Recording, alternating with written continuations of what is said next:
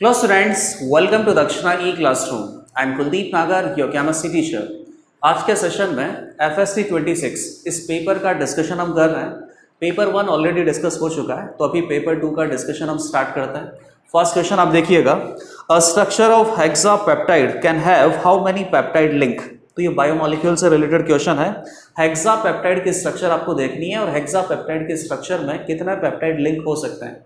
तो बहुत सिंपल है बेटा, हेक्सापेप्टाइड का मतलब क्या होता है? 6 amino acid. Question number 1, हेक्सापेप्टाइड 6 amino acid, और 6 अमीनो एसिड को जब एक दूसरे के साथ कंबाइन करेंगे कंडेंसेशन रिएक्शन होता है। NH2COOH के बीच में कंडेंसेशन रिएक्शन होता है जिससे कि CONH पेप्टाइड लिंक बनता है, जिसको आप अमाइड लिंक भी बोल सकते हो। और कंडेंसेशन है मतलब यहाँ से कि स्मॉल मॉलिक्यूल वाटर का रिमूवल होता है। तो टोटल अगर आपको 6 यूनिट्स को कंबाइन करना है तो साफ साफ आपको नजर आ रहा है कि टोटल बीच में कॉम्बिनेशंस अपने पास कितने आएंगे, 1 2 3 4 और यहाँ से कितना आएगा 5। 1 2 3 4 5 6 अमीनो एसिड आपके पास है जिनमें अगर आप कंबाइन करोगे तो टोटल पेप्टाइड लिंक अपने पास कितने बनेंगे, 5। Question number 1 is very easy. Total 5 peptide links are present in a hexapeptide structure. Question number 2 पे आते हैं, how many number of monochlorination product are possible for this particular compound. Compound आपको दे रखा है 3 मिथाइल पेंटेन और इसके total monochloro product आपको बताना है। कहीं पे ऐसा नहीं लिखा हुआ कि स्ट्रक्चरल ओनली, मतलब कि टोटल प्रोडक्ट में आपको स्टीरियो प्रोडक्ट भी काउंट करने हैं। क्वेश्चन नंबर 2, 3 मिथाइल पेंटेन के मोनोक्लोरो प्रोडक्ट। क्लोरीन अगर यहाँ लग सकता है इस 1 डिग्री कार्बन पे, इस 1 डिग्री कार्बन पे लगेगा तो यहाँ नहीं, वरना सेम प्रोडक्ट रिपीट होगा। 2 डिग्री पे लगेगा तो यहाँ नहीं और 3 डिग्री पे लग सकता है। तो टोटल स्ट्रक्चरली देखा जाए तो 4 प्रोडक्ट पॉसिबल हैं। स्टीरियो केमिकली आपको काउंट करना है। टोटल प्रोडक्ट आपको पूछा है, मतलब by default stereo chemically count करना ही पड़ेगा, सारे जितने आइसोमर हो सकते हैं। यहाँ पे देखा जाए तो ये अकेला है, कोई काइरल कार्बन नहीं है। काइरल कार्बन की वजह से यहाँ पे डिफरेंट स्टीरियोकेमिकल कॉन्फ़िगरेशन बन सकता है, ऑप्टिकल आइसोमर बन सकता है। किसी में भी अपने पास ज्योमेट्रिकल सेंटर तो है नहीं, तो ज्योमेट्रिकल सेंटर नहीं है तो उसकी चिंता भी नहीं करनी है। कहीं पे ये नहीं चेक करना है कि यहाँ पे डिफरेंट ज्योमेट्रिकल आइसोमर भी बन सकते हैं। ज्योमेट्रिकल सेंटर बेसिकली क्या होता है कि कार्बन कार्बन डबल बॉन्ड या फिर कोई साइकिल प्रोवाइड करवाता है ज्योमेट्रिकल सेंटर। फिलहाल यहाँ पे देख लेते हैं, ये भी एक ही होगा, कोई काइरल कार्बन नहीं है। यहाँ पे ये काइरल कार्बन है तो ये 2 हो जाएंगे, और यहाँ पे भी ये काइरल कार्बन है तो ये 2 हो जाएंगे। इधर देख लेता हूँ एक बार अच्छे से, 2 + 2। अच्छा, काइरल कार्बन यहाँ पे 2 है बेटा, ये CH3H और यहाँ पे क्या है Cl CH3 और H। 2 काइरल कार्बन है, दोनों अनसिमेट्रिकल काइरल कार्बन है।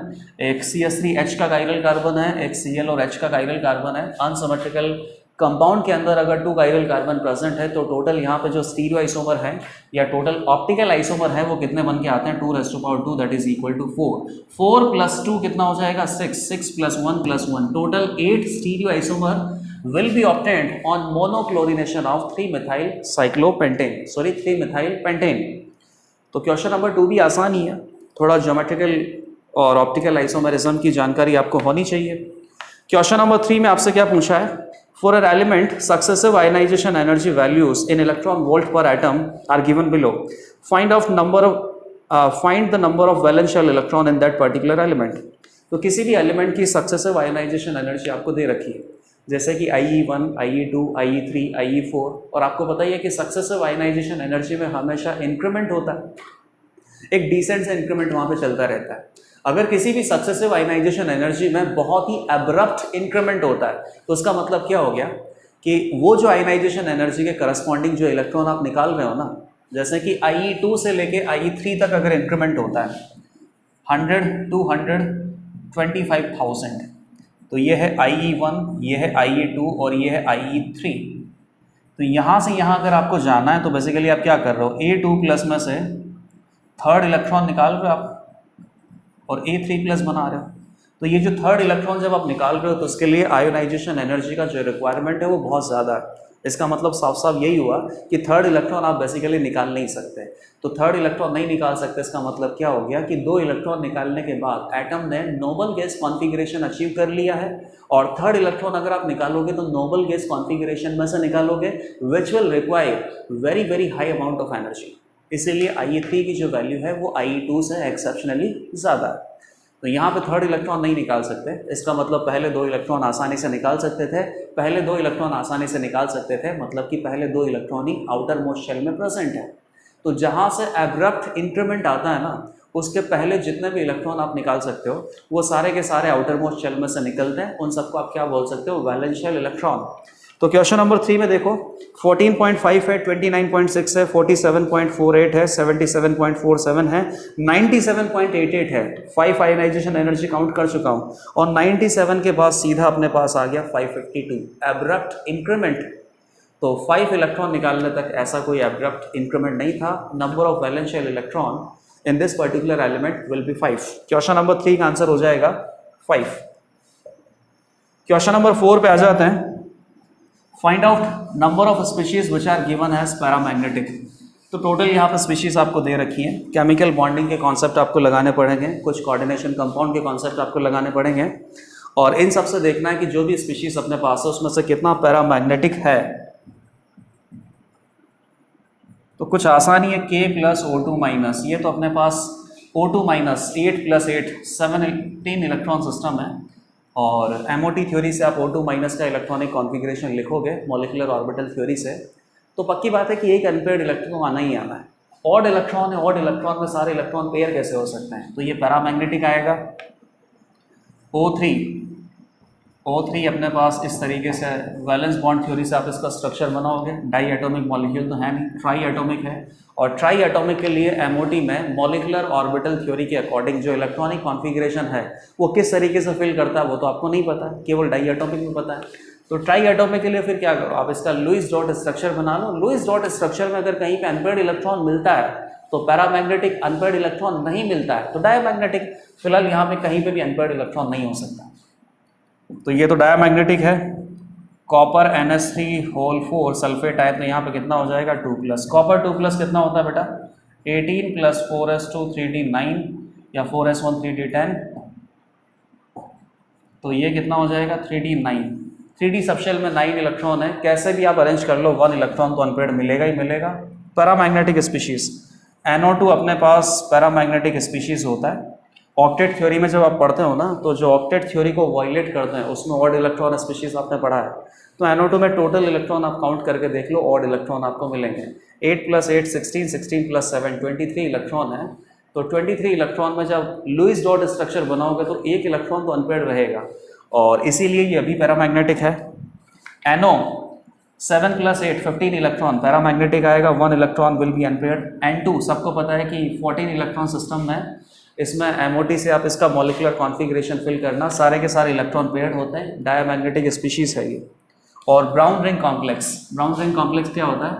Na2Fe H2O5 NO। तो कितना हो गया -2। NO यहाँ पे किस में होता है बेटा? +1 में। ब्राउन रिंग कॉम्प्लेक्स ना,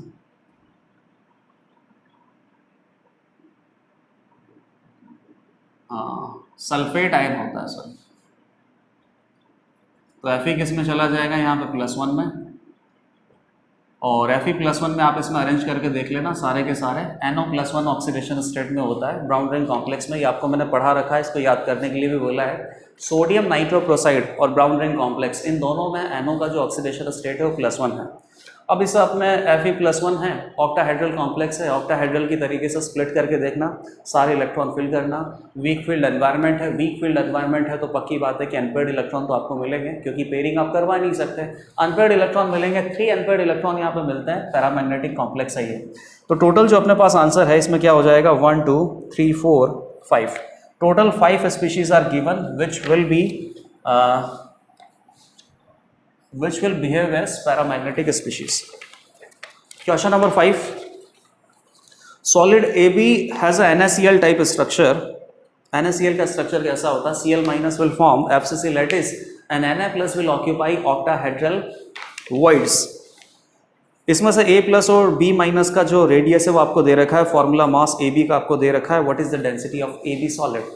तो बेसिकली यूनिट सेल आप अच्छे से बना लो और डेंसिटी तो बहुत आसान होता है। यूनिट सेल के लिए आप डेंसिटी क्या लिख सकते हो, density is equal to mass by volume, total mass present inside unit cell divided by total volume of unit cell. Unit cell अपने पास NaCl के जैसा है, मतलब कि क्यूबिक है, फेस सेंटर्ड क्यूबिक। तो क्यूबिक का वॉल्यूम कितना होता है A³ और मास इसके अंदर जितना प्रेजेंट है उसमें वॉल्यूम का डिवाइड कर दो तो डेंसिटी आ जाएगी, ग्राम पर सेंटीमीटर क्यूब में आपको निकालना है।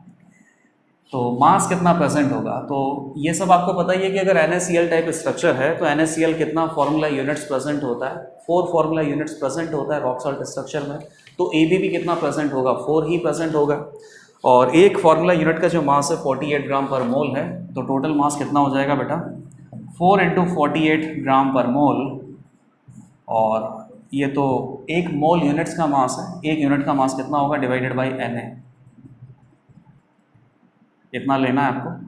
और टोटल वॉल्यूम के लिए आपको इसके साइड चाहिए, और साइड आपको नहीं दे रखी है, A+ और B- दोनों का रेडियस दे रखा है। तो कैटायन और एनायन की रेडियस का यूज करते हुए आपको क्यूबिक यूनिट सेल जो है, face centred cubic unit cell का एच लेंथ आपको निकालना है। अब एच लेंथ आप किस तरीके से निकाल सकते हो, तो उसके लिए तो बस आपको ये पता होना चाहिए कि रॉक सॉल्ट स्ट्रक्चर में A+ और B- आपको कहाँ प्लेस करना है। B- तो क्या करेगा, FCC लैटिस का फॉर्मेशन, और A+ क्या करेगा, ऑक्टाहेड्रल वॉइड। ऑक्टाहेड्रल वॉइड कहाँ होता है, क्यूब के सेंटर में होता है और एडजस के सेंटर में होता है। और जहाँ से कैटायन और एनायन का कॉन्टैक्ट है वहीं से कैटायन एनायन की रेडियस का एच लेंथ A के साथ रिलेशनशिप फाइंड आउट कर सकते हैं। तो बेसिकली B- FCC बनाता तो B- कहाँ पे होगा, फेस सेंटर पे होगा और कॉर्नर्स पे होगा, ये B-। और H सेंटर में ऑक्टाहेड्रल वॉइड होता है, उसमें कौन प्रेजेंट होगा, A+। यहाँ से यहाँ तक की डिस्टेंस है A, which is equal to R+, sorry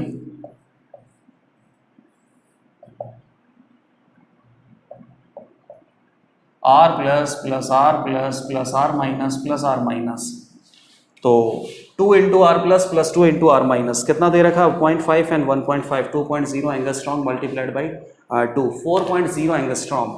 और 4.0 एंगस्ट्रॉम इसका साइड है, तो क्यूब का जो वॉल्यूम है साइड क्यूब होता है, तो 4.0 को और क्या लिख सकते हैं, 400 × 10⁻⁻8 सेंटीमीटर भी लिख सकते हैं, 400 × 10⁻8 मीटर। हाँ, इतना ही लिख लेते हैं ना, 4 × 10⁻10 मीटर क्यूब। मीटर की जगह सेंटीमीटर आप यहाँ पे पुट कर दो, ऑलरेडी अपने पास मास ग्राम में, ग्राम पर सेंटीमीटर क्यूब में इसकी जो डेंसिटी है वो आ जाएगी, तो इजीली आ जाएगा। टोटल इसका जो आंसर है वो अपने पास आएगा 5.00 ग्राम पर सेंटीमीटर क्यूब। क्वेश्चन नंबर 5 बहुत इजी था, बस आपको NaCl का स्ट्रक्चर पता होना चाहिए। NaCl के स्ट्रक्चर से Na+ और Cl- का जो रेडियस है, इसका रिलेशनशिप क्यूब का एच लेंथ उसके साथ कहाँ से निकाल सकते हैं, ये भी आपको पता होना चाहिए। बाकी डेंसिटी का तो बहुत इजी फॉर्मूला है, mass by volume. How much mass is present inside this particular unit cell, total 4 AB formula units will be present. What is the mass of one formula unit of AB, 48 gram per mole divided by Na, and what is the mass of 4 formula units, 4 multiplied by 48 gram per mole divided by Na.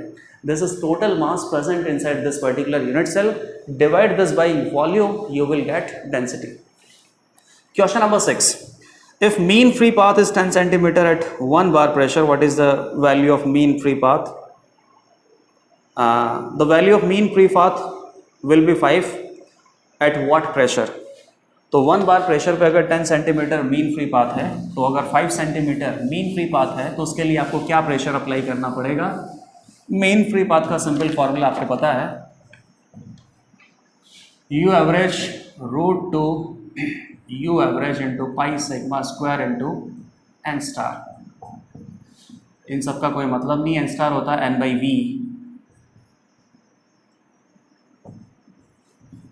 Question number 6 है, sorry. और N is what, N into N, volume is PV divided by NRT। तो ये सब अपने पास क्या हो गया, P/T, pressure के डायरेक्टली प्रोपोर्शनल और टेम्परेचर के, सॉरी क्या कर रहा हूँ, 1/n* है बेटा। n* कितना होता है, n/v, number of moles, sorry number of particles of gas divided by volume. तो पर यूनिट वॉल्यूम में अपने पास नंबर ऑफ पार्टिकल्स यहाँ पे आ जाते हैं। अब यहाँ से देखो तो कितना होगा, वॉल्यूम किसके प्रोपोर्शनल होता है, nRT/P के प्रोपोर्शनल होता है। और नंबर ऑफ पार्टिकल कितने लिख सकते हैं, मोल्स मल्टीप्लाइड बाई n है, this is your number of particle. इन सबको हटा दो, T/P के प्रोपोर्शनल आ रहा है लैम्डा, तो lambda is inversely proportional to P। First lambda is 10 centimeter, that is inversely proportional to 1 bar pressure. Then lambda is 5 centimeter, that is inversely proportional to 1/P। तो यहाँ से अगर आप कैलकुलेट करोगे तो 2/1 हो जाएगा और ये P/1 चला जाएगा। P इज इक्वल टू कितना आ जाएगा, 2 बार। तो प्रेशर अगर 2 बार होगा तब जाके मीन फ्री पाथ यहाँ पे 5 सेंटीमीटर क्यूब आ सकता है, सॉरी 5 सेंटीमीटर आ सकता है। इनिशियली आपको मीन फ्री पाथ दे रखा था 10 centimetre in presence of 1 bar pressure. Question number 7, identify total number of compounds that can give positive test with Tollens reagent। तो Tollens reagent, silver mirror test आप जिसको बोलते हो, ये पॉजिटिव टेस्ट कौन देता है? तो बहुत ही स्टैंडर्ड जवाब जो आपका है वो क्या जाएगा, एल्डिहाइड को ये टेस्ट देता है, कीटोन नहीं देता। एल्डिहाइड और कीटोन को सेपरेट अगर आपको करना है तो टॉलेंस रिएजेंट आप यूज करते हैं। टॉलेंस रिएजेंट क्या होता है, अमोनिकल सिल्वर नाइट्रेट।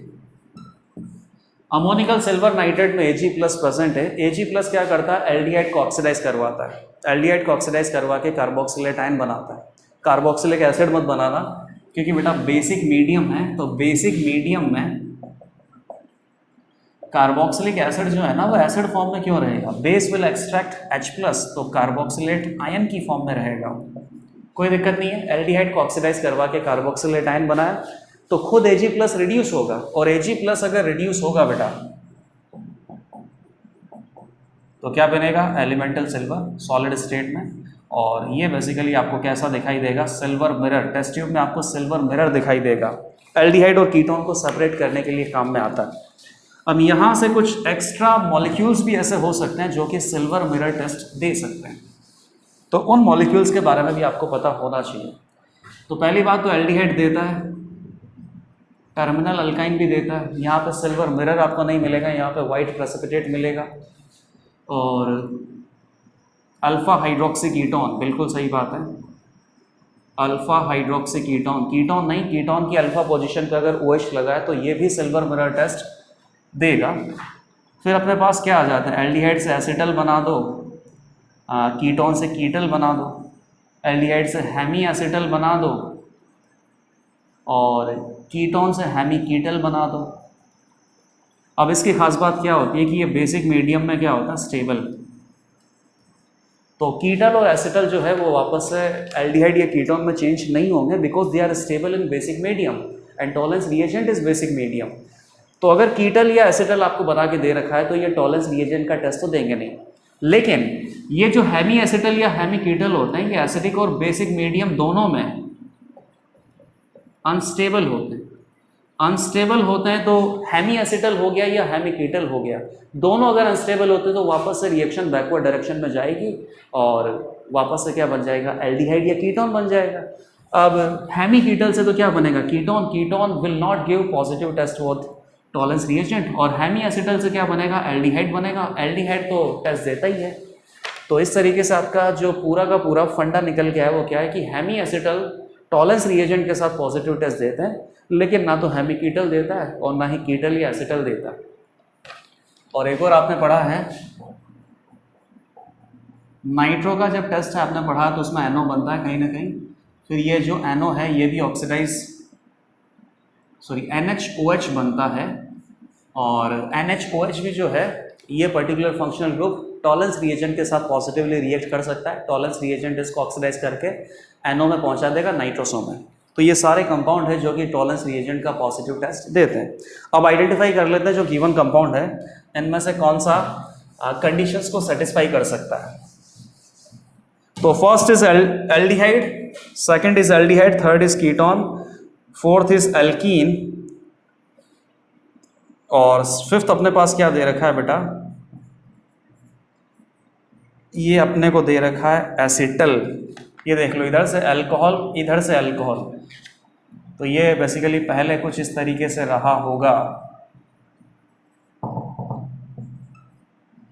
अल्कोहल और अल्कोहल 2 बार न्यूक्लियोफिलिक एडिशन करवाएंगे अगर, तो एक बार करवाने से हेवी बनता है, 2 बार करवाने से कंप्लीट बनता है, तो 2 बार न्यूक्लियोफिलिक एडिशन हुआ होगा। एल्डिहाइड ये है क्योंकि यहाँ पे हाइड्रोजन तो प्रेजेंट ही है। एल्डिहाइड में 2 बार न्यूक्लियोफिलिक एडिशन होगा, अल्कोहल का तो क्या बनेगा, acetal. Acetal will not give a positive test, क्योंकि एसिटल क्या होता है, बेसिक मीडियम में स्टेबल होता है, तो ये इसी फॉर्म में रहेगा, वापस से एल्डिहाइड की फॉर्म में तो आ नहीं पाएगा। अगर ये एल्डिहाइड की फॉर्म में आ जाता है तो एल्डिहाइड तो पॉजिटिव टेस्ट देता ही है। फिलहाल इसका कुछ नहीं होगा। अगला जो आपको दे रखा है वो कुछ इस तरीके से है, और ये आपको दे रखा है बेटा,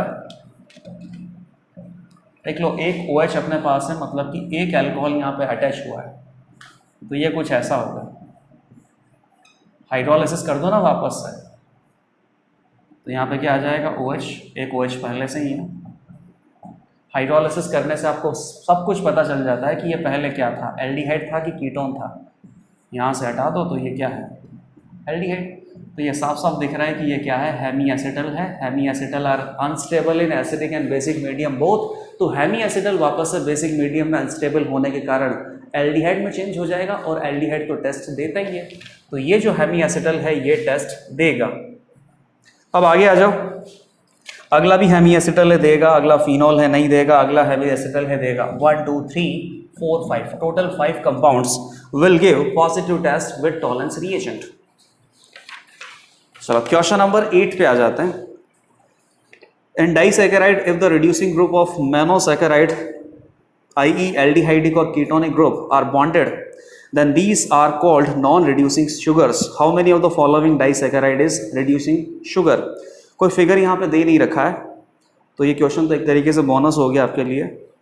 आपको यहाँ पे फिगर में क्या मिलना चाहिए था, डाइसैकेराइड। और डाइसैकेराइड जैसे कि माल्टोज हो गया, लैक्टोज हो गया या सुक्रोज हो गया, इनके बारे में आपको ये पता करना है कि whether these disaccharides are reducing sugar और नॉन रिड्यूसिंग शुगर। तो एक फंडा मैं आपको सिखा देता हूँ, हमेशा काम आएगा, और कभी आपको ये हेमी एसिटल हेमी कीटल करना नहीं पड़ेगा। आप हमेशा एल्डिहाइड और कीटोन से ही अपना आंसर ला सकते हो। जैसे सबसे पहले तो मोनोसैकेराइड की मैं बात करता हूँ। All monosaccharides are reducing sugar, क्योंकि मोनोसैकेराइड में या तो क्या होगा, एल्डोज होगा या कीटोज होगा।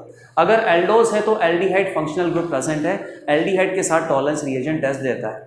और अगर कीटोज होगा तो कीटोज में कीटोन प्रेजेंट है, लेकिन कार्बोहाइड्रेट में बेटा क्या होता है, फंक्शनल ग्रुप के साइड में हर कार्बन पे OH होता है, तो हर कार्बन पे OH होगा तो कौन सी सिचुएशन बनेगी, अल्फा हाइड्रोक्सी कीटोन। और अल्फा हाइड्रोक्सी कीटोन भी टॉलेंस रिएजेंट का टेस्ट देता है। अल्फा हाइड्रोक्सी कीटोन हर किसी कीटोज में बनेगा, और एल्डोज में एल्डिहाइड होता है। तो क्या पता चल गया कि एल्डोज और कीटोज मतलब सारे के सारे मोनोसैकेराइड रिड्यूसिंग शुगर्स होते हैं, टॉलेंस रिएजेंट का टेस्ट देते हैं। अब आती है बात डाइसैकेराइड की। डाइसैकेराइड कैसे बनाते हैं, 2 मोनोसैकेराइड को ऐसे कंबाइन करते हैं, बीच में ग्लाइकोसाइड लिंकेज आता है, इधर का OH इधर का OH, वाटर आपने निकाल दिया तो बीच में अपने पास क्या आ गया, single bond O single bond, इस तरीके से। इस तरीके से आप क्या बना सकते हो, डाइसैकेराइड। अब डाइसैकेराइड में क्या होता है कि कुछ रिड्यूसिंग शुगर भी होते हैं और कुछ नॉन रिड्यूसिंग शुगर भी होते हैं। उसका फंडा कैसे होता है बताता हूँ। जैसे कि डाइसैकेराइड बनते हैं मोनोसैकेराइड से।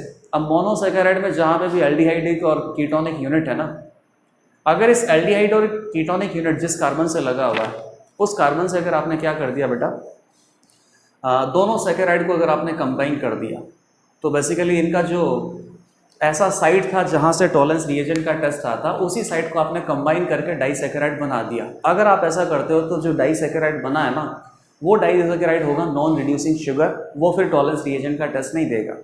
लेकिन अगर आपने क्या किया कि जैसे मान लीजिए कि एल्डोज है, तो एल्डिहाइडिक ग्रुप जहाँ पे लगा हुआ है उस कार्बन को, ये भी एल्डोज है, नॉन एल्डिहाइडिक ग्रुप जहाँ पे लगा हुआ उस कार्बन से कनेक्ट किया, तो इसका तो जो रिड्यूसिंग साइट था वो तो बेकार हो गया, लेकिन इसका रिड्यूसिंग साइट अभी भी बचा हुआ है। नॉन रिड्यूसिंग साइट पे आपने इसको कंबाइन किया है, तो टोटल मिला के जो डाइसैकेराइड बना है ना, इसमें एक रिड्यूसिंग साइट तो बेकार हो गई, लेकिन एक रिड्यूसिंग साइट अभी भी बची हुई है।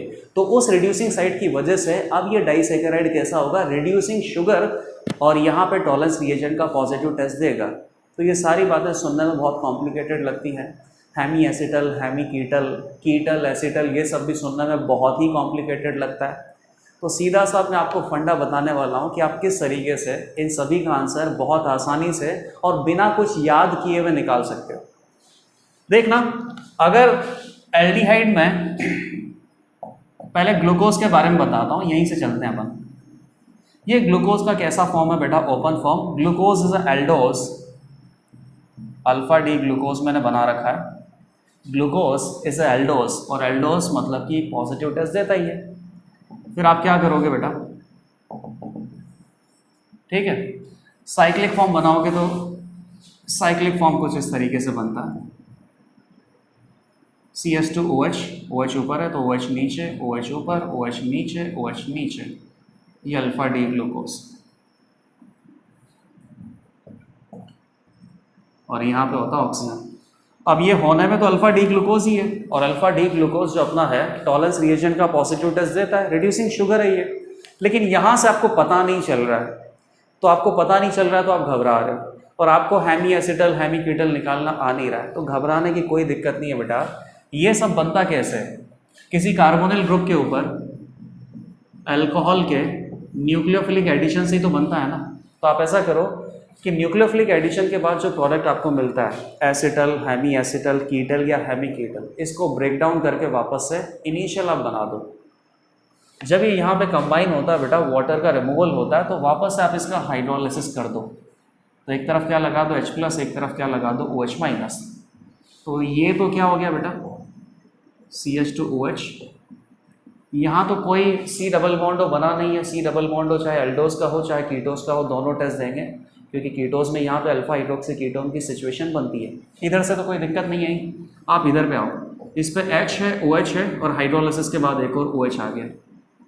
एक कार्बन पे 2 H अनस्टेबल है, तो डबल बॉन्ड O बन जाएगा।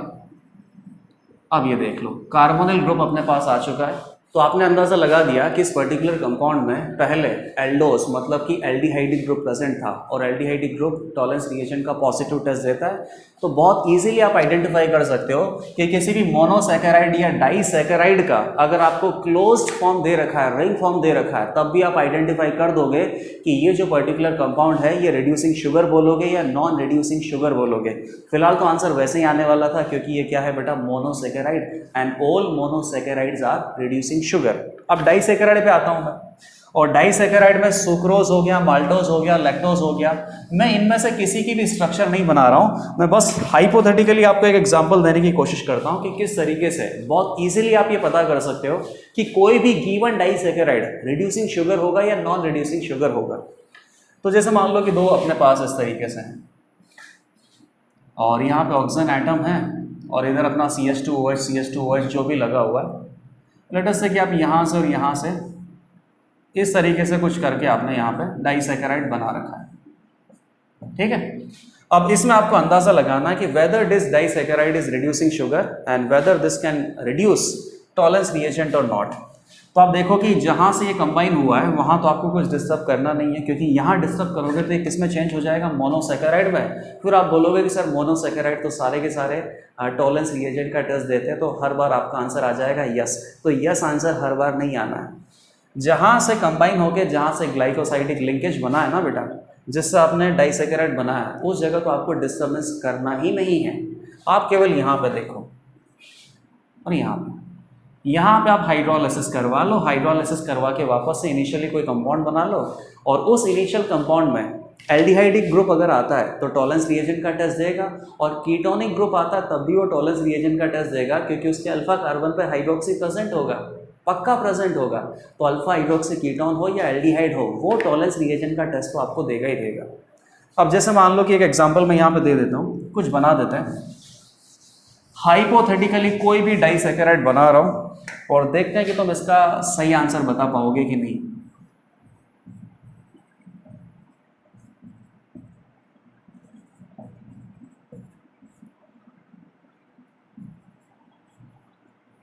ये तो कंबाइन ही हो गया ना।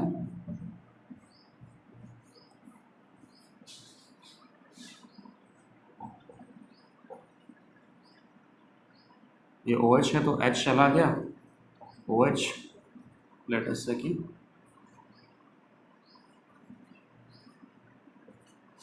ठीक है। अब यहाँ डिस्टर्ब नहीं करना है, केवल आप यहाँ पे डिस्टर्ब कर सकते हो और यहाँ पे डिस्टर्ब कर सकते हो। वापस से देख लो, हाइड्रोलिसिस करके बना लो कि इनिशियली यहाँ पे क्या प्रेजेंट था, इनिशियली यहाँ पे क्या प्रेजेंट था। तो चलो आपने हाइड्रोलिसिस किया तो H plus OH minus, OH minus लगा दो, H प्लस लगा दिया, तो यहाँ पे भी आपके पास अल्कोहल बना, यहाँ पे भी आपके पास अल्कोहल बना, no test. H plus OH minus, alcohol बना और अल्कोहल बना, कोई दिक्कत नहीं है, नो टेस्ट। लेकिन अगर यहाँ पे OCH3 की जगह क्या होता, OH होता, तो एक कार्बन पे 2 OH और एक कार्बन पे अगर 2 OH, तो यहाँ से वाटर रिमूव करके आपके पास क्या आता, एल्डिहाइड ग्रुप आता। और एल्डिहाइड ग्रुप आता मतलब फिर आप बोल देते कि ये जो डाइसैकेराइड आपको दिया हुआ है, ये डाइसैकेराइड पक्के से रिड्यूसिंग शुगर है। और जैसे एक और एग्जांपल देता हूँ मैं, और ये वाला एग्जांपल तो IIT में आ रखा है अपना, यहाँ पे कुछ भी लगा हुआ है, कोई मतलब ही नहीं है मुझे।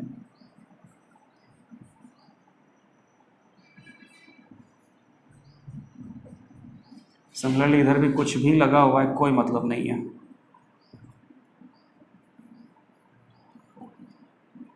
ये एक बहुत बढ़िया एग्जांपल आया था।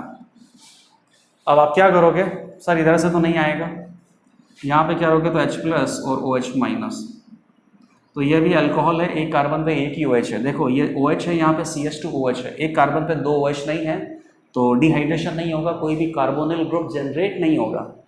और यहाँ पे भी एक कार्बन पे एक OH है, तो सब लोग आंसर दे दिए यहाँ पे कि सर एक कार्बन पे एक ही OH है, वापस से कुछ जनरेट तो हो नहीं रहा है यहाँ पे, तो यहाँ पे टेस्ट नहीं आएगा। लेकिन ऐसा कुछ नहीं है बेटा, यहाँ पे भी टेस्ट आएगा। रीज़न, एक तो आप ऐसे देख सकते हो, नहीं देख तो कैसे भी नहीं सकते, एक ही तरीका है बेटा, बेसिक मीडियम होता है ना बेटा, और बेसिक मीडियम में यहाँ पे आपको क्या दे रखा है, एस्टर। एसिडिक मीडियम हो चाहे बेसिक मीडियम हो, एस्टर का हाइड्रोलिसिस भी तो होगा, तो भाई एस्टर का भी हाइड्रोलिसिस करवाओ, H प्लस OH माइनस, तो यहाँ से कार्बोक्सिलिक एसिड बन जाएगा, और इस कार्बन पे एक OH, H, एक और OH आ गया और बाकी ये था।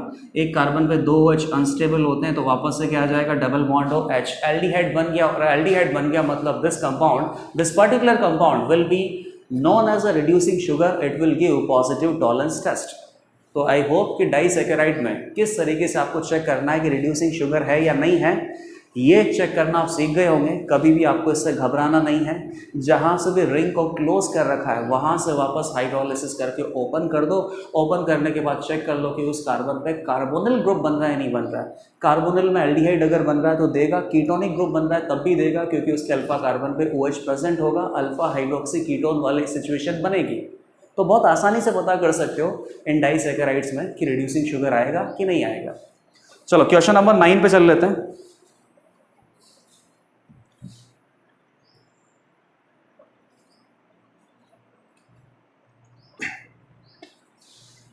क्वेश्चन नंबर 9,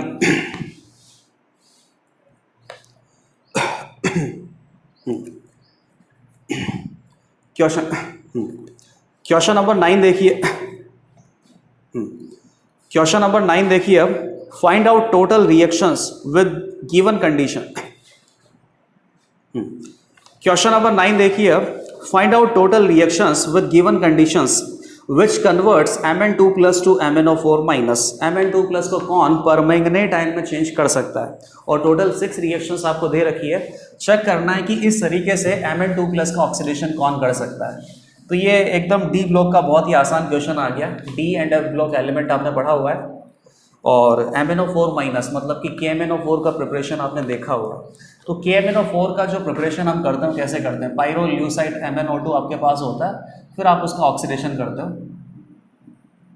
ऑक्सीडेशन एयर की प्रेजेंस में हो सकता है। बेसिक मीडियम में अगर ऑक्सीडेशन करते हैं तो क्या बनता है, MnO4 माइनस बनता है, जिसमें अगर एसिडिक मीडियम लगाएंगे तो MnO4 माइनस। मैग्नेट आयन पर मैग्नेट आयन में चेंज हो सकता है एसिडिक मीडियम में। अगर आपने बेसिक मीडियम रखा तो पर मैग्नेट आयन नहीं बनेगा, मैग्नेट आयन बनेगा बेसिक मीडियम में।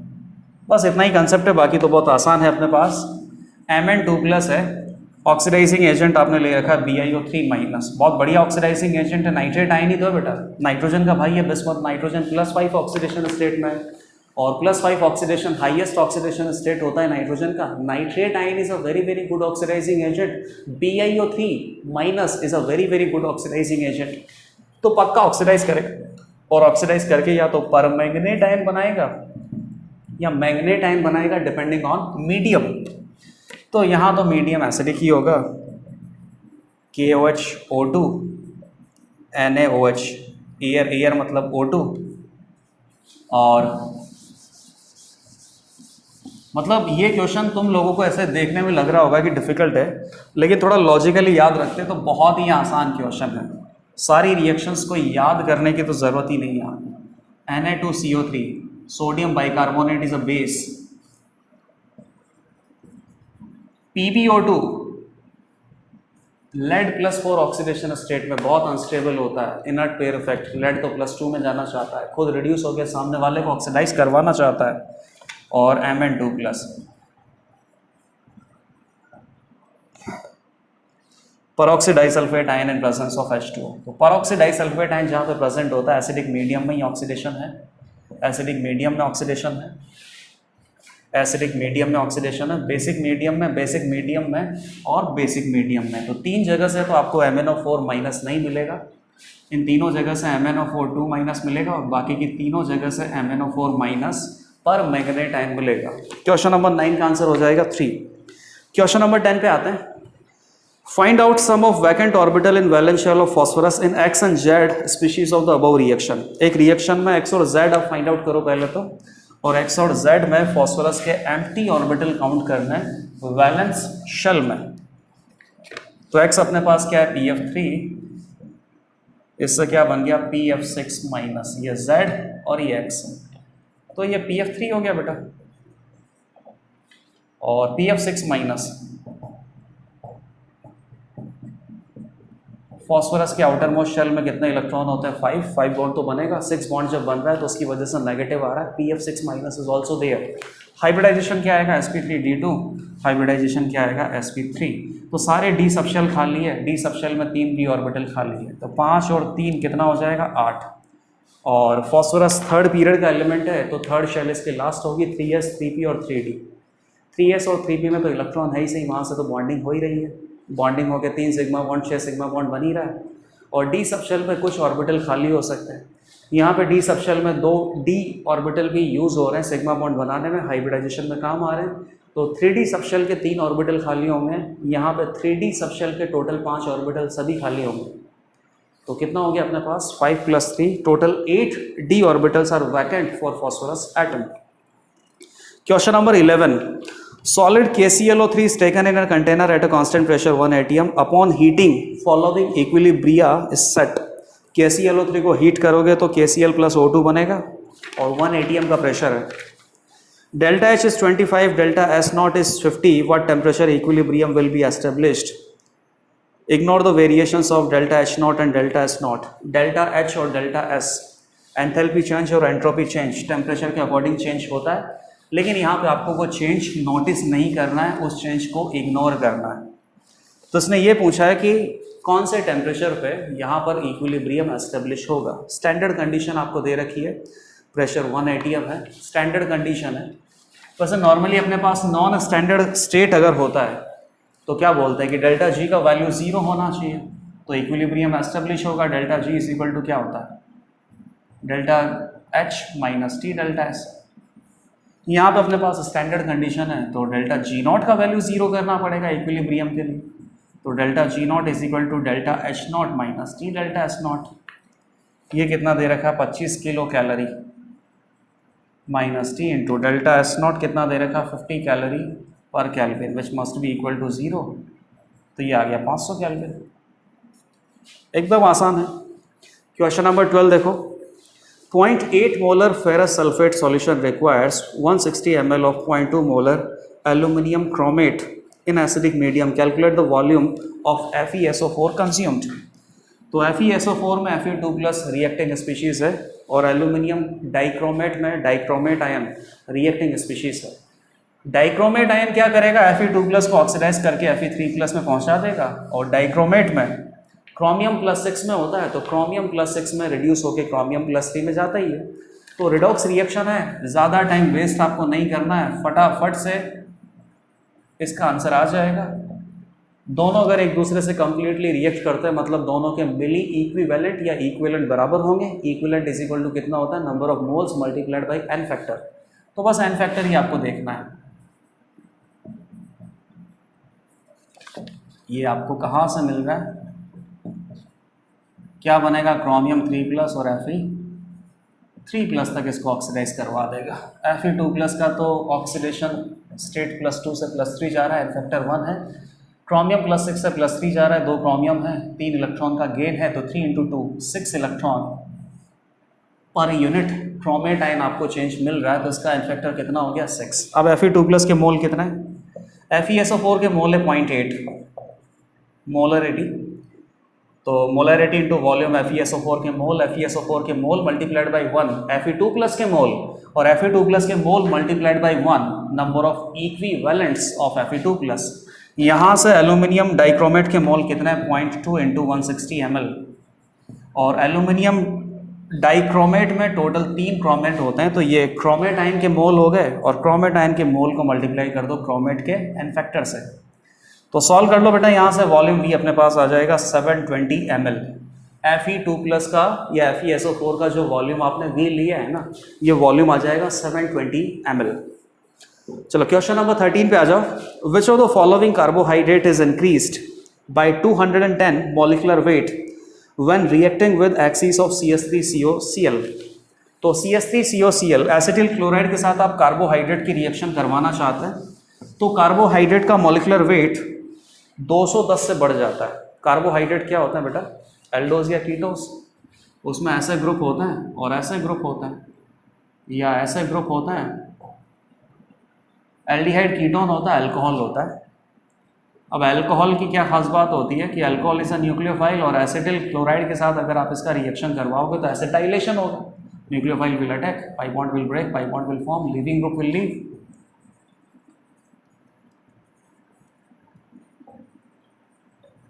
Cl- विल कंज्यूम H+, तो एक न्यूट्रल प्रोडक्ट आपको मिल जाएगा एसिटाइलेशन का, OH will be converted to OCOCH3। तो इतना मॉलिक्यूलर वेट इंक्रीज हो रहा है एक रिएक्शन में। कितना हो गया, 12 + 12 24, 24 + 3 27, 27 + 16 30, 43। तो 43 का वेट इंक्रीज नहीं हो रहा बेटा, 42 का हो रहा है, क्योंकि यहाँ से एक H+ आपने लूज भी किया है। तो 210 अगर वेट इंक्रीज हो रहा है, 42 1 टाइम होता है, तो टोटल 5 टाइम आपको OH लगेगा। कार्बोहाइड्रेट में एटलीस्ट 5 OH होने चाहिए, एटलीस्ट क्या, एग्जैक्टली 5 OH होने चाहिए। 5 टाइम्स एसिटाइलेशन हो जाएगा, और 5 टाइम्स एसिटाइलेशन होने से 42 मल्टीप्लाइड बाई 5 210 मॉलिक्यूलर वेट का इंक्रीमेंट होगा। तो 5 टाइम्स OH प्रेजेंट है कार्बोहाइड्रेट में, तो जो कंडीशन आपको दे रखी है क्वेश्चन में वो सेटिस्फाई होगी। Alpha D glucose, D fructose, beta D fructose और माल्टोज। ग्लूकोज और फ्रक्टोज में 5 टाइम्स OH होता है, तो 1 2 3 इसका आंसर हो गया। और माल्टोज अपने पास डाइसैकेराइड है, डाइसैकेराइड में टोटल 10 OH होंगे, तो वहाँ पे तो 420 मॉलिक्यूलर वेट का इंक्रीमेंट आएगा। क्वेश्चन नंबर 13 का आंसर है 1 2 3।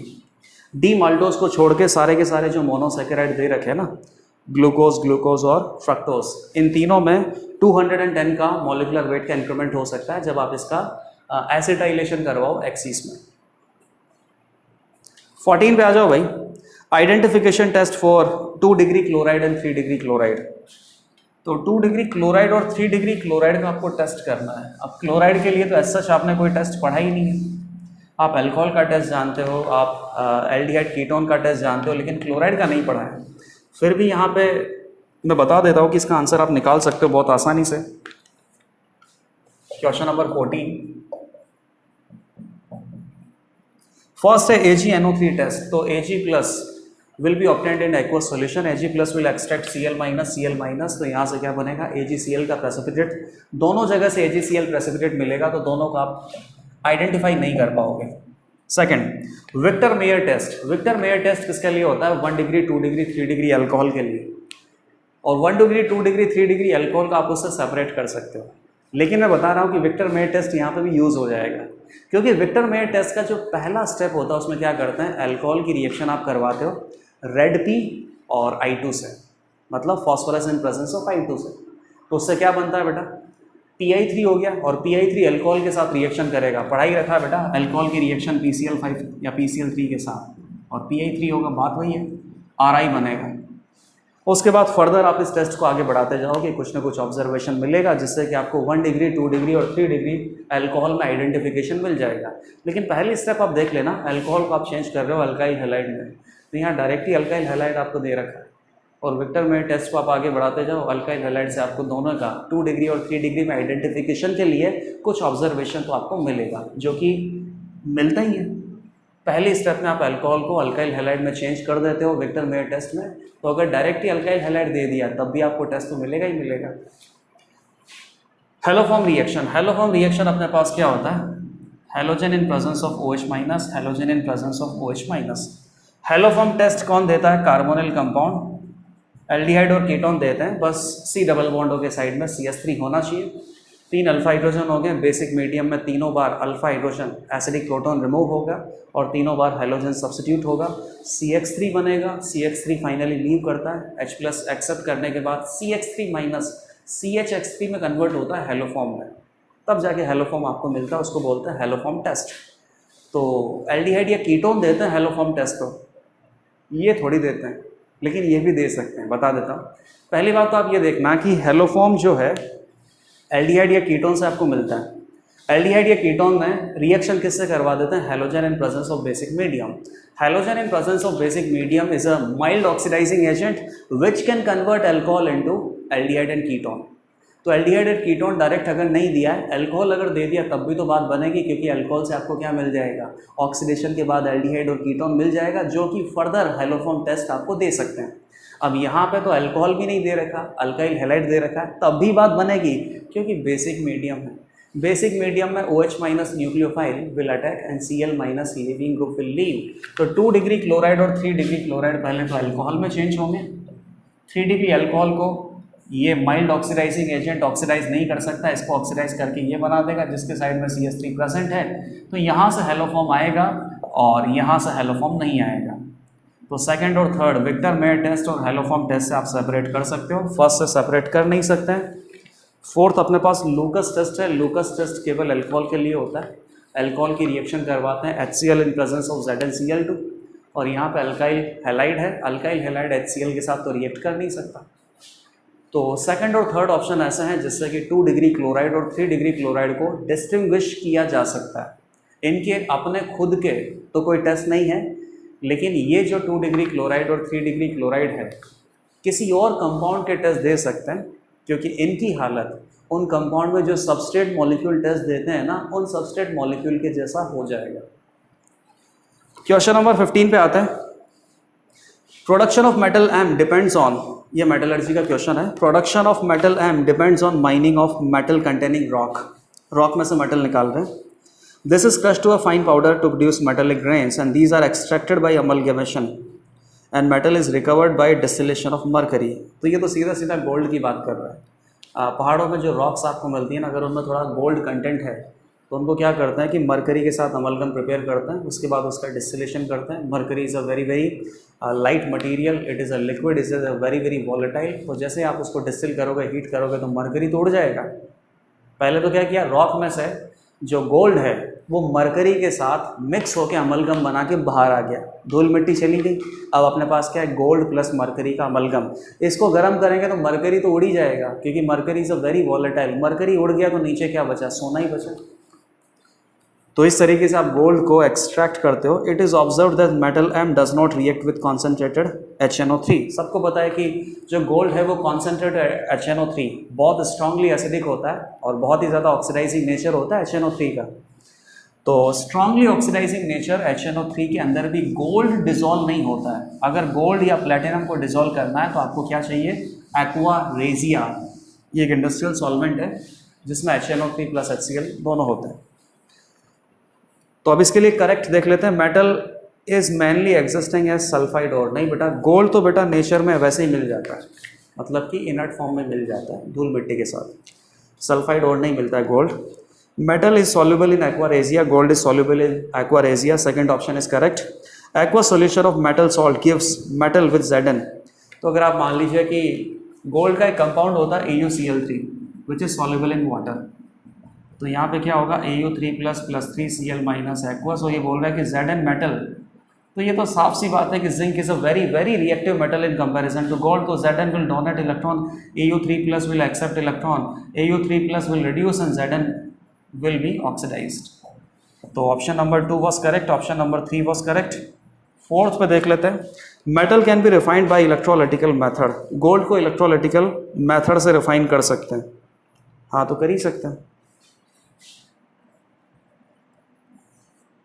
ठीक है।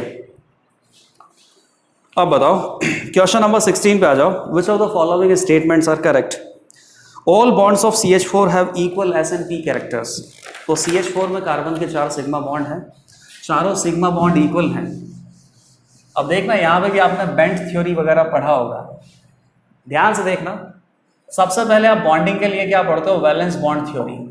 तो वैलेंस बॉन्ड थ्योरी में क्या होता है बेटा कि किसी भी सेंट्रल एटम के जो वैलेंस शेल के ऑर्बिटल है ना, एक तो वो वैलेंस शेल के ऑर्बिटल और साइड एटम के भी वैलेंस शेल के ऑर्बिटल, इन ऑर्बिटल में प्रेजेंट इलेक्ट्रॉन, एक इलेक्ट्रॉन ये देगा एक इलेक्ट्रॉन ये देगा, दोनों कंबाइन होकर बॉन्ड बना लेते हैं।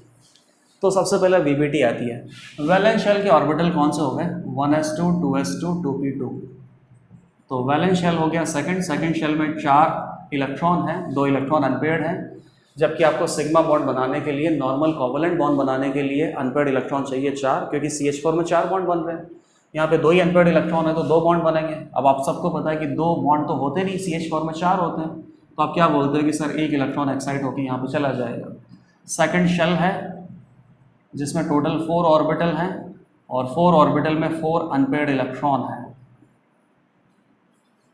तो 4 बॉन्ड बना सकता है कार्बन। साइड एटम कौन है? हाइड्रोजन।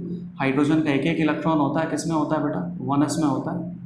हाइड्रोजन का वही आउटर मोस्ट शेल है।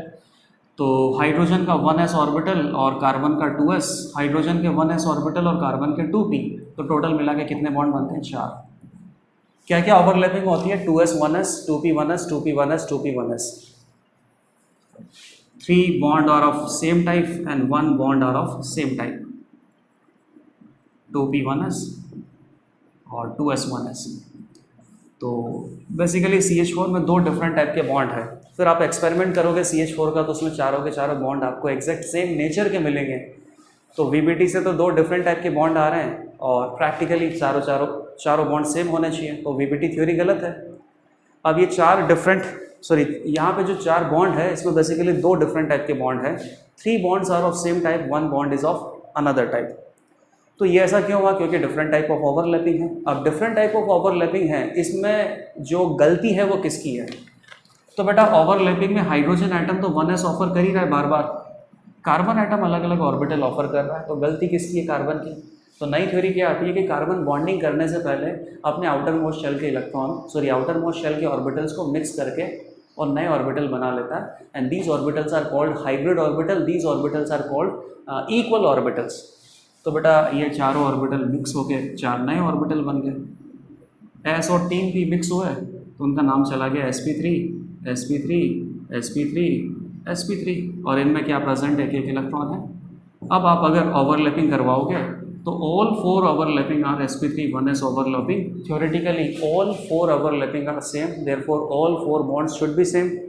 और प्रैक्टिकली आपको बताइए कि all 4 bonds are actually same. तो ये लो हाइब्रिडाइजेशन से आपने VBT की जो थ्योरी की गलती थी उसको ख़त्म कर दिया। अब हाइब्रिडाइजेशन में अपने पास क्या आने लग गए? Hybrid orbital. हाइब्रिड ऑर्बिटल कितने बन गए बेटा? अभी 4 बन गए ना। चारों के नाम क्या है? sp3। परसेंटेज एस कैरेक्टर कितना हो गया? 25%, और परसेंटेज p कैरेक्टर कितना हो गया? 75%। चारों ऑर्बिटल सेम है।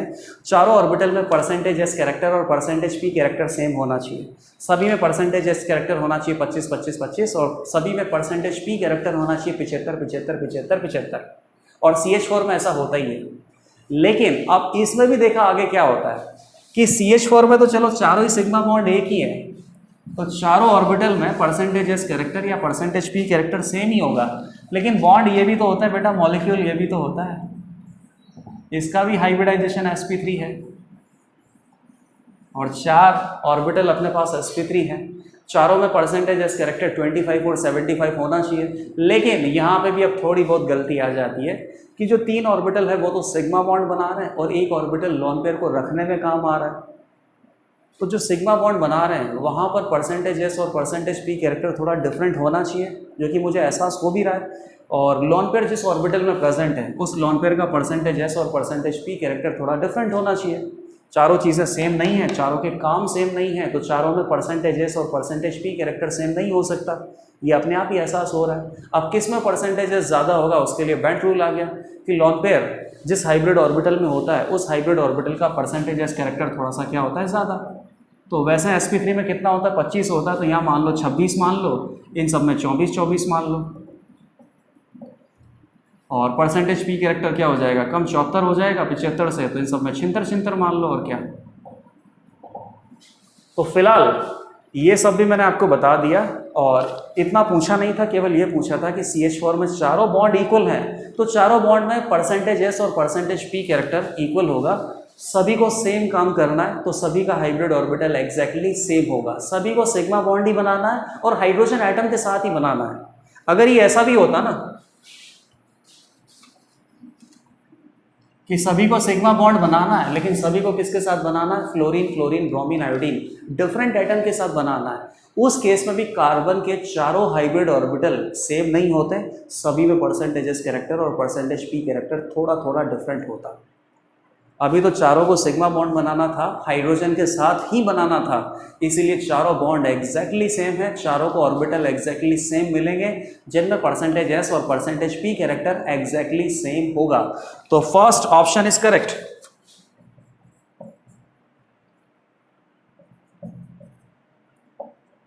चलो सेकंड ऑप्शन पे आते हैं। Percentage P character in orbital of sulphur used in SH bond in H2S is equal to nearly 100%। तो H2S की बात कर रहे हैं बेटा, H2S में हाइब्रिडाइजेशन तो होता नहीं है, ड्रैगोस रूल आपको पता है, प्योर ऑर्बिटल ही यहाँ पे बॉन्ड बनाते हैं। सल्फर का क्या electronic configuration, 1s2 2s2 2p6 3s2 3p4, outermost shell, hydrogen के साथ बॉन्ड बनाना।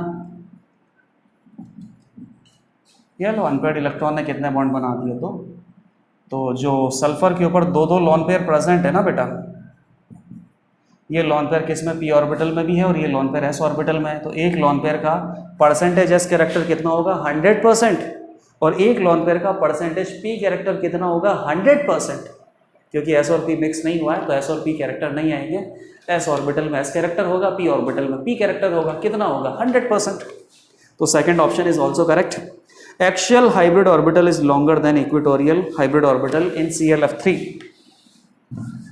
अब ClF3 अपने पास sp3d वाली बात आ गई, और उसमें एक्सियल इक्वेटोरियल का फंडा होता है, 3 बॉन्ड, तो अपने पास 2 लॉन पेयर होंगे, तो 3 + 2 5 sp3d टाइप बना दिया मैंने, जिसमें 2 लॉन पेयर अपने पास इक्वेटोरियल पोजीशन पे अवेलेबल हैं। जब भी लॉन पेयर आता है, बिगर आइटम आता है या मल्टीपल बॉन्ड आता है, sp3d में आप उसे पहले इक्वेटोरियल पे रखते हो, और अगर उसके बाद भी अगर रखना है तो फिर एक्सियल पे तो रखना ही पड़ेगा, लेकिन पहले कहाँ रखते हैं, इक्वेटोरियल पे, ताकि इनकी वजह से जो रिपल्शन लगे वो रिपल्शन कम लगे, और ये जो स्ट्रक्चर हम बना रहे हैं इसकी स्टेबिलिटी क्या हो, ज़्यादा हो। लॉन पेयर, बिगर एटम और मल्टीपल बॉन्ड, इन तीनों को कहाँ रखा जाता है, इक्वेटोरियल पे। अब क्या बोल रहा है, axial hybrid orbital is longer than equatorial. तो बेटा एक्सियल वाला लॉन्गर ही होगा, क्यों, क्योंकि यहाँ पर 90 का एंगल है, और लॉन पेयर बॉन्ड पेयर का रिपल्शन क्या है, ज़्यादा है, तो ये लॉन्गर होना पड़ेगा। और यहाँ पे एंगल कितना है बेटा, 120 का, तो LP-BP रिपल्शन क्या है, कम है, तो ये ClF बॉन्ड कैसा होगा, शॉर्टर होगा। तो axial hybrid orbital is longer than equatorial hybrid orbital in ClF3, correct. तो फर्स्ट करेक्ट था, सेकंड करेक्ट था, थर्ड करेक्ट था, फोर्थ आ जाते हैं। Percentage s character is more in orbital occupied by lone pair in NH3 than that of PH3। Nitrogen में जो lone pair है वो जिस ऑर्बिटल में रखा हुआ है उस ऑर्बिटल का परसेंटेजेस कैरेक्टर ज़्यादा है in comparison to lone pair which is kept in PH3 orbital. तो PH3 बात वही आ गई वापस बेटा, PH3 में कोई हाइब्रिडाइजेशन नहीं होगा, ड्रैगोस रूल। तो PH3 1s2 2s2 2p6 3s2 3p3, ये फॉस्फोरस, और हाइड्रोजन कितना हो गया, बिना हाइब्रिडाइजेशन के ही बॉन्ड बनाने पड़ेंगे प्योर ऑर्बिटल से। हाइड्रोजन कितना होता है बेटा 1s। याद रखना इसमें अगर क्लॉकवाइज है तो इसमें एंटी क्लॉकवाइज रखना, क्योंकि एक बॉन्ड में इलेक्ट्रॉन पेयर्ड होते हैं। पेयर्ड इलेक्ट्रॉन मतलब एक इलेक्ट्रॉन क्लॉकवाइज, एक इलेक्ट्रॉन एंटी क्लॉकवाइज। किसके हैं? हाइड्रोजन एटम के। 3 बॉन्ड बन गए। लॉन पेयर किस में रखा हुआ है फॉस्फोरस का? 3s2, 3s ऑर्बिटल में। तो s ऑर्बिटल में लॉन पेयर रखा हुआ है। s ऑर्बिटल में s ऑर्बिटल का कैरेक्टर क्या होगा? 100%। जबकि नाइट्रोजन में तो हाइब्रिडाइजेशन होता है बेटा 1 2 3 sigma bond plus 1 lone pair, total 4 मतलब sp3 sp3 sp3 sp3 h के साथ बॉन्ड बनाएंगे और इस sp3 में अपने पास क्या होगा? Lone pair. sp3 में परसेंटेजेस कितना होता है? 25। परसेंटेज p कितना होता है? 75। अब लॉन पेयर के पास या लॉन पेयर जिस हाइब्रिड ऑर्बिटल में प्रेजेंट है उस हाइब्रिड ऑर्बिटल का परसेंटेजेस कैरेक्टर क्या होता है? थोड़ा सा ज़्यादा होता है। तो 25 से कितना कर दो? 26 कर दो, ये 74 कर दो, खत्म। तो ये आंसर आ गया अपना। First, second and third are correct, fourth option is incorrect. Percentage S character of a orbital in PS3 where lone pair is a kept, that percentage as character is 100%, while in NH3 that percentage as character is close to 25% of orbital in which lone pair is kept. चलो question number 17 पे आओ। A 5 liter vessel containing 2.8 gram of nitrogen when heated to 1800 Kelvin, 30% of the molecules are dissociated into atoms. 30% molecule atoms में dissociate हो चुके हैं। तो अब आपको बेसिकली यही बताना है कि इसके अंदर कितने एटम हैं और कितने मॉलिक्यूल हैं। तो ये तो सिंपल एकदम मोल कंसेप्ट का क्वेश्चन है और बहुत आसान क्वेश्चन है। 2.8 ग्राम नाइट्रोजन है बेटा, तो 0.1 मोल N2 मॉलिक्यूल्स हैं। N2 मॉलिक्यूल डिसोशिएट होंगे तो 2N एटम्स बनेंगे। तो 0.1 में से कितना? 30%। 0.1 का 30% 0.03, एक से कितना बनता है? 2। तो 0.03 मॉलिक्यूल से कितना बनेगा? 0.06 N एटम्स। अब इसमें सारे ऑप्शंस आप चेक कर लो, सारे ऑप्शंस बहुत आसानी से आप करेक्ट कर लोगे। क्वेश्चन नंबर 18 पे आ जाते हैं, लास्ट क्वेश्चन है ये। PbNO3 plus Na2SO4 plus PbSO4 plus 2NaNO3 एक आयनिक रिएक्शन आपको दे रखी है और इस आयनिक रिएक्शन में PbSO4 आपको प्रोडक्ट मिल रहा है। In a series of experiment are run maintaining some of the weight of the two reactant constant but varying the weight of the reactant, which of the following statement is correct? Lead nitrate का molecular weight है 394 और Na2SO4 का molecular weight है 142। अब ये थोड़ा सा analytical question है, इसमें आपको कुछ सॉल्यूशन तो बनाना नहीं है, बस एनालाइज करना है। PbNO3 इसका मॉलिकुलर वेट आएगा 390 और Na2SO4 का आएगा 142। 394 142 दोनों को रिएक्ट करने से क्या बनता है? PbSO4 बन जाएगा प्लस सोडियम नाइट्रेट बन जाएगा 2 टाइम्स। अब क्या बोल रहे हैं कि आपको बनाना तो ये है और बनाने के लिए दोनों रिएक्टेंट है। इन दोनों रिएक्टेंट का जो वेट है वो आप क्या करना है? कांस्टेंट रखना है। मतलब कि जैसे मान लो कि दोनों रिएक्टेंट का वेट आपने ले लिया 500 ग्राम, तो ये 200 ग्राम हो सकता है, ये 300 ग्राम हो सकता है, ये 300 हो सकता है, ये 200 हो सकता है, ये 400 हो सकता है, ये 100 हो सकता है, ये 50 हो सकता है, ये 450, ये 450 हो सकता है, ये 50 हो सकता है।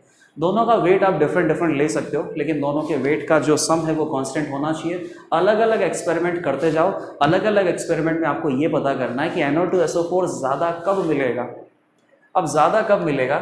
Na2SO4 पहली बात तो मिलेगा किससे? सॉरी, PbSO4 किससे मिलेगा? लिमिटिंग रिएजेंट से। लिमिटिंग रिएजेंट क्या होता है बेटा?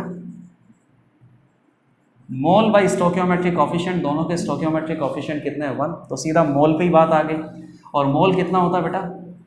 Weight by molecular weight. इसका मॉलिकुलर वेट 394, इसका है 142, ऑलमोस्ट 3 टाइम्स ज़्यादा है बेटा।